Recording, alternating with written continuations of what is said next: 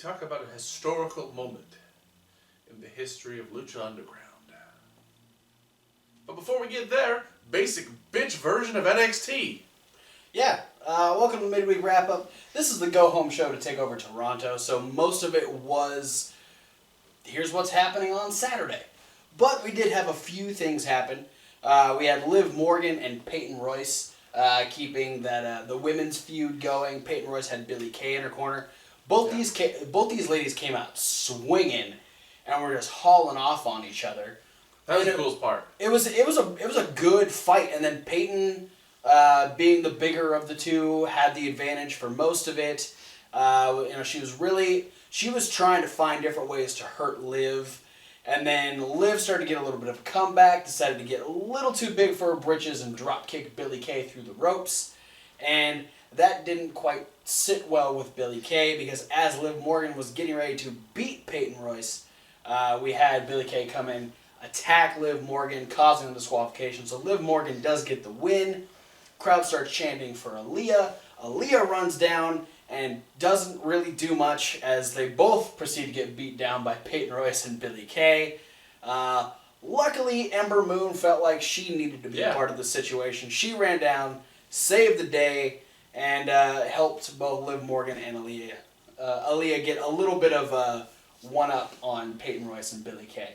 Heck, yeah. And then we actually had the three of them do a little promo later talking about how, Ember felt like, she needed to be a part of this to make sure that this new flame of women's division on NXT didn't die.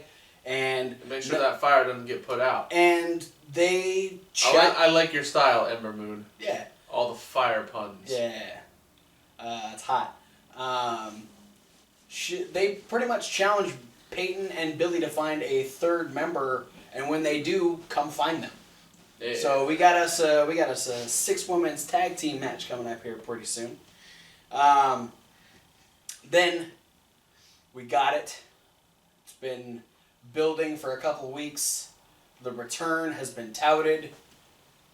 The return of Elias Samson, the Drifter. Serenading us, and then destroying Nathan Cruz. Though Nathan Cruz did get a couple shots. Yeah. Elias Samson did destroy him, beating him with a spinning neck breaker, kind of a overdrive, kind of a whatever you want to call it. There's been many names for it, but yeah, Elias Samson picking up a win over a jobber, and is back on the NXT roster. How excited are you? On a scale of... Whatever type of scale you want to go with.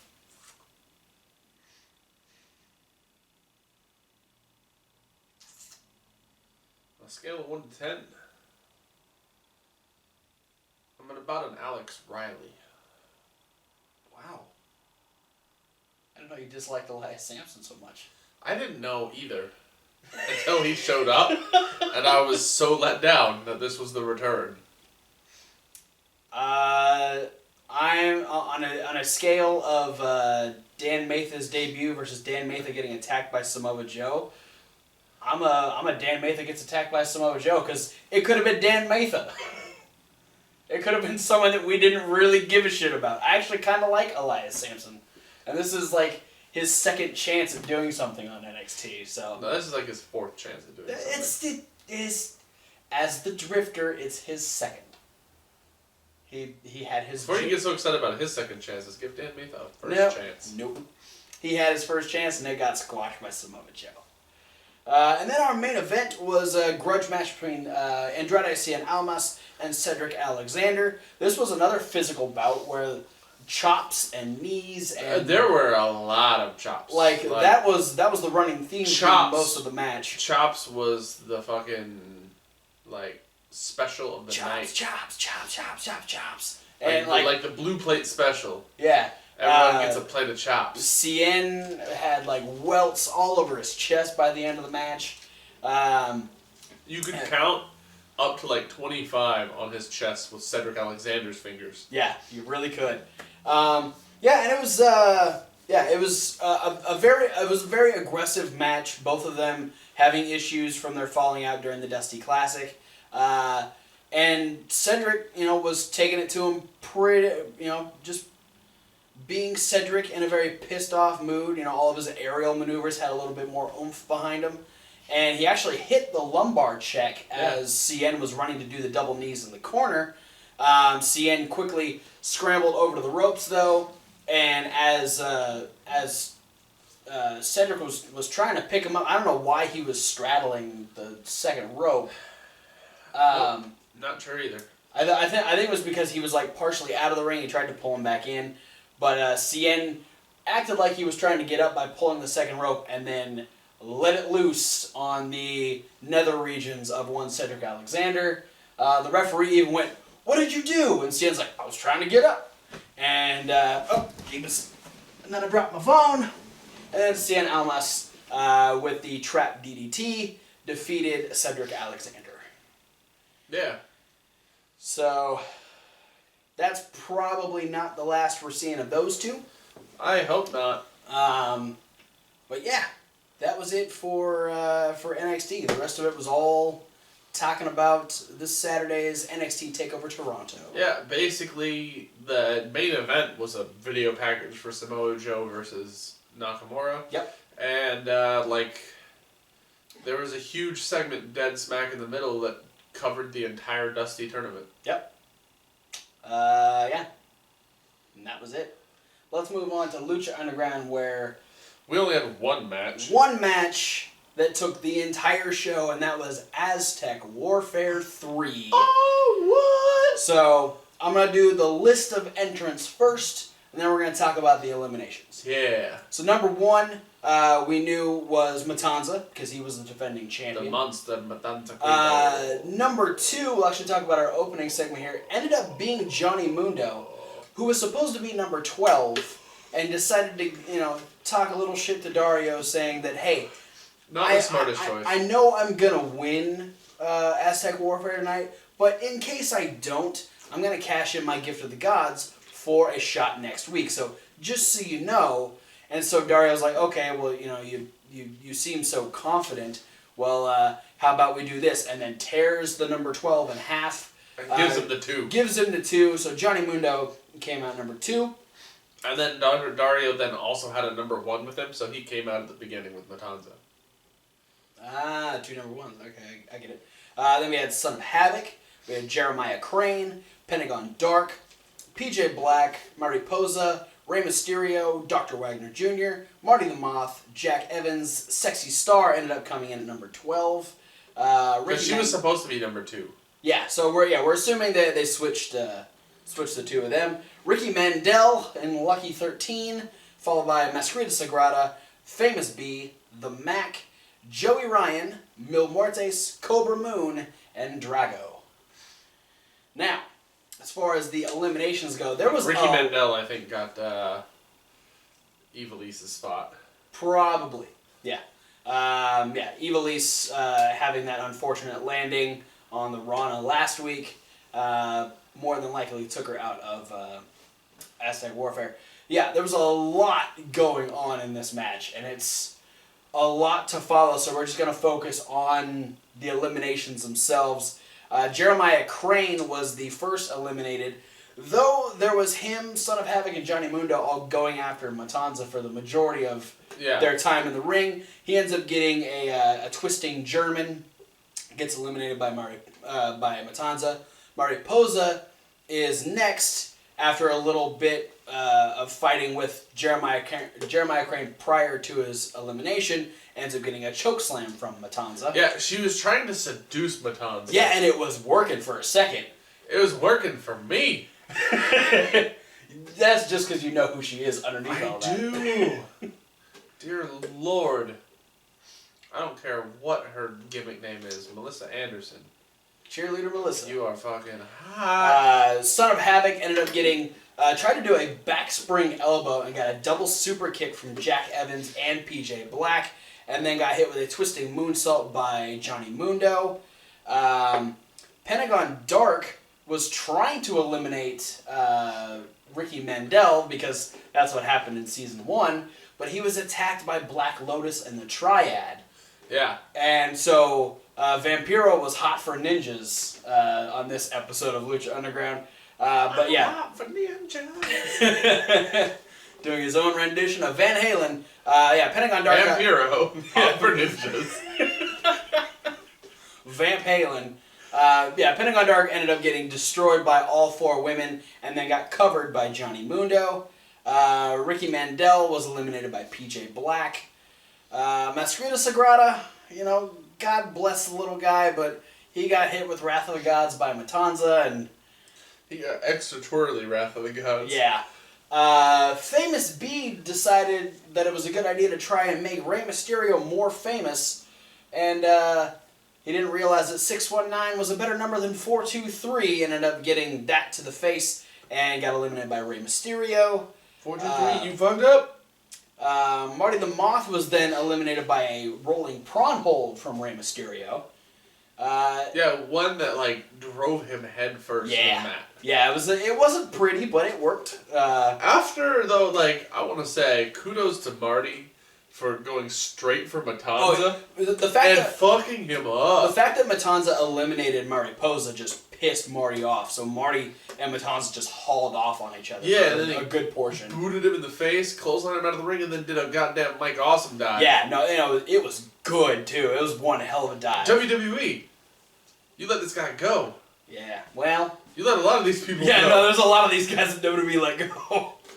Man, Joey you Ryan. think this roster though, with Evilise and Son of Havoc and Marty the Moth, who you all had on Tough Enough, all in the same season, And you chose Cameron. who was eliminated first, You chose Cameron. but and then the winner who got Stone Cold Stunnered, and that was it. Yeah, that's all he fucking did. Big Andy.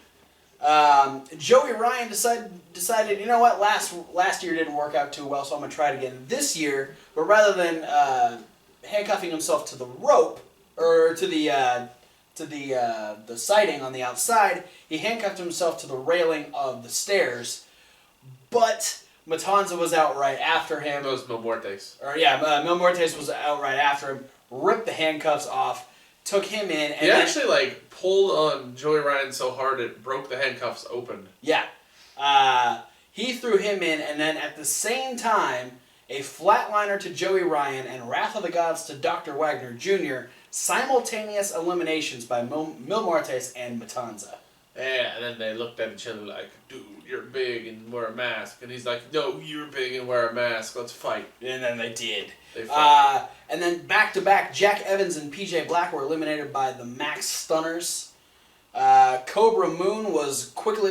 She decided to wait for Drago to come out. Yeah. And then that ended up being her undoing as quickly Drago put her in the Dragon's Lair and pinned her that way. Drago was eliminated just after that by a backflip slam by Matanza, which was fucking phenomenal. Rey Mysterio, after getting, trying to fight off Matanza for God knows how long, ended up getting pinned by Johnny Mundo. Mundo was then eliminated by Sexy Star. Did we talk about here that Rey Mysterio eliminated Matanza? Oh, I totally skipped over that one. Yeah. The biggest elimination of the night. Rey Mysterio eliminated Matanza. Yeah. Matanza's first loss in Lucha Underground. Yeah, and it was 3 619s and just as much attack on Matanza's. Mac was hitting him, Sexy was hitting him, Mundo was hitting him, and then Ray finally... Even Mil Muertes. And Mil Muertes. And then finally Ray hits a code red on Matanza. He went for a 619, and Matanza caught it, and then tried to Alabama slam him. Yep. And he hits the code Ray, as I'm going to call it. Yeah, code Ray, and so the smallest guy in the match eliminated one of the biggest... Second smallest guy. I forgot about Mosquito. Sorry. He's so small I forgot about him. So Ray eliminating Matanza. Then Ray is eliminated by Matanza, who is just fucking irate at this point. Yeah, Matanza beats the shit out of Rey Mysterio all over the place, then throws him back in the ring, and Johnny Mundo naps on him. Yeah, pretty much. The story of most of Johnny Mundo in this match was just pin somebody who's already down. Yeah. So our final four, we've got Sexy Star, Mil Muertes, the Mac, and Johnny Mundo. Mundo is fighting Sexy Star and actually has PJ Black and Jack Evans come back out and start a 3-on-1 beatdown on Sexy Star. What jerks. And, they're a bunch of wugs. Yeah. They are wugs. They're part of the wug. That's true. So yeah, it's the destruction of Sexy Star, but from the heavens, Angelico returns to the temple and does his patented dive from Dario's office. Yeah, I was going to say dive from the heavens. You mean from the top of Dario's office? Yes, that's technically where heaven is. Oh, wow. I mean, that's where you get that's where all the good stuff happens. Is in the office. That's where you get gifts and whatever. Angelico dives on all three members of the Worldwide Underground, taking out PJ and Jack Evans ended up sliding out. So then Sexy Star is able to pin Johnny Mundo. The Mac then tries to fight Mil Muertes and ends up getting... Keyword being tries. Yeah. Ends up getting the flatliner of all flatliners that drives him into his face. It flattened the line. It flips him over, and Muertes is like, all right, well, that's all I need to do there. Ends up pinning the Mac. So our final two are Mil Muertes and Sexy Star.